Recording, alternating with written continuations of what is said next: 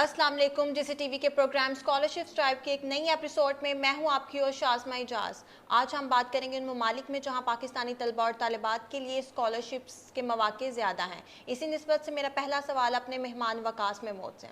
Sir अस्सलाम वालेकुम। वालेकुम सलाम। सर आप हमें बताएं कि किन ममालिक में स्कॉलरशिप के मौके ज़्यादा हैं। कुछ ऐसे ममालिक हैं जिसमें पाकिस्तानियों स्टूडेंट्स के लिए जो स्कॉलरशिप्स के मौके हैं वो बहुत ज़्यादा हो सकते हैं, जिसमें कि पहले नंबर पे चाइना है। इसी तरीके से और कुछ ममालिक हैं जिसमें अमेरिका भी है इस और सऊदी अरेबिया है, गल्फ़ के कुछ और ममालिक हैं जैसे कतर वगैरह। वहाँ पे स्टूडेंट्स स्कॉलरशिप्स के लिए अप्लाई कर सकते हैं। अब स्कॉलरशिप पे मास्टर्स के लिए या पीएचडी के लिए, हाँ, अंडर ग्रेड लेवल पे कुछ स्टूडेंट के लिए स्कॉलरशिप के मौके निस्बतन कम होते हैं और लेकिन बहरहाल उसमें भी स्टूडेंट जो है वो कोशिश कर सकते हैं।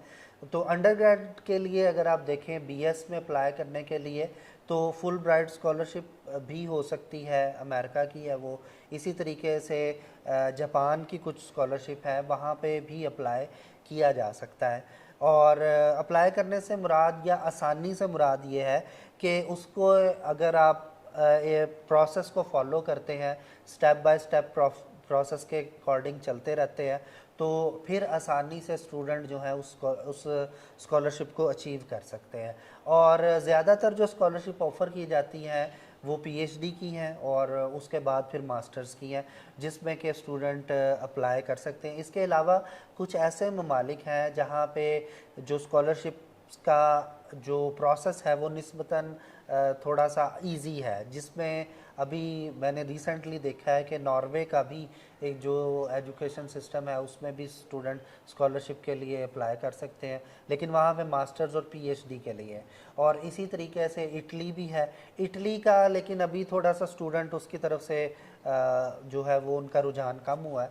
उसकी रीज़न ये है कि शायद वीज़ा प्रोसेस, कहते हैं कि उसका वीज़ा प्रोसेस थोड़ा सा मुश्किल हो गया। वीज़ा प्रोसेस से मुराद है कि डिले ज़्यादा कर रहे हैं और अगर आप अप्लाई करते हैं वीज़ा के लिए तो आपको तकरीबन 1 साल भी लग सकता है। तो ये ममालिक है जिसमें कि आसानी से अप्लाई किया जा सकता है।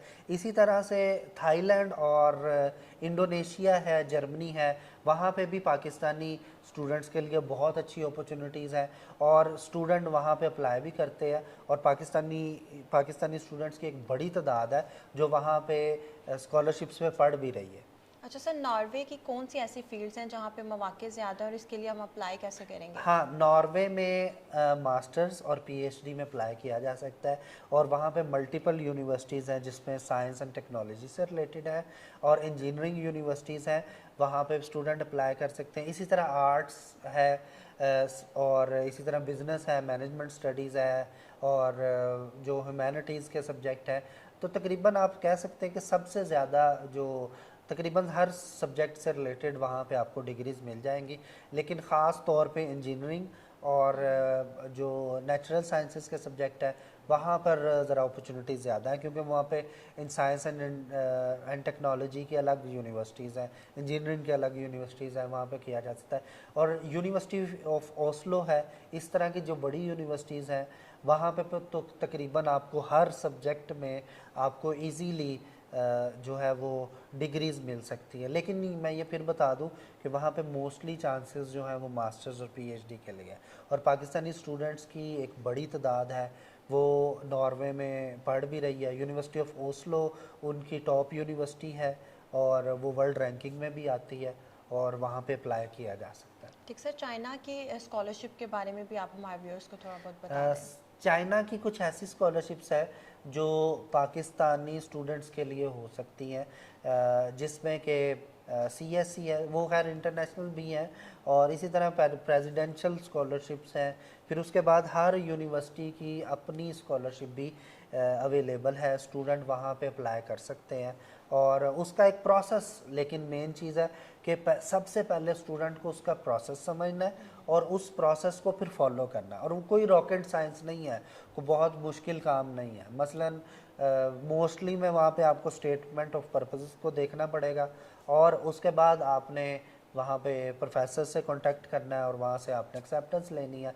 तो कोई लंबा चौड़ा प्रोसेस नहीं है वो और स्टूडेंट आसानी से उसको कर सकते हैं। हाँ, चाइना में क्योंकि स्टाइपेंड जो है वो निस्बतन अमेरिका की निस्बत बहुत कम है, लेकिन वो इतना ज़रूर है। अगर वहाँ पे स्टाइपेंड कम है तो वहाँ पे जो खाने पीने का खर्चा है या ट्रैवलिंग है या तो वो भी बहुत सस्ती है। तो ये आप कह सकते हैं कि इक्वल इक्वल वाला सीन है।